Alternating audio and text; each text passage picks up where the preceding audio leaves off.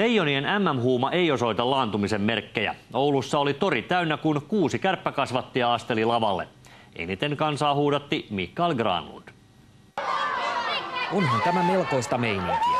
Leijonien maailmanmestaruus on koskettanut kansaa syvästi ja pysyvästi. Ei, kyllähän tätä voisi joka päivä tällaista olla, mutta lavalle! Joo, mutta uskomaton. Aika sanattomaksi se vettä. Mä oikein tiedä, mitä tässä pitäisi sanoa. Yli 20 000 ihmistä fanitti Oulussa Leijonia. Mestaruus ratkesi 1,5 viikkoa sitten. Tosin pelkästä fanituksesta ei ole enää kyse. Nyt puhutaan jo maniasta.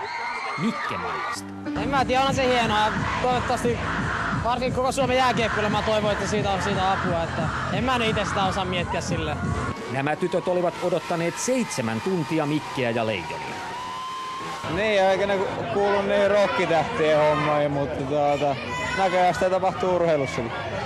Huomenna Granlund vierailee Oulunsalossa nuoruuden koulussaan ja mania jatkuu. Leijonien vastaanotto Tampereellakin oli kuin rock-tähdillä. Jos ette usko, uskotte varmasti, kun yksi Suomi-rockin suurista sanoo. Dave Lindholm tiivistää. No joo, tää on vähän kuin Beatles-fiilis, ei se mitään. Rock-tähdet ja leijonat. Cooperin testi menee Leijonille edelleen ja fanien huomio. Anteeksi, rock-tähdet, mutta leijonat vetävät pidemmän korren näinä päivinä siinä.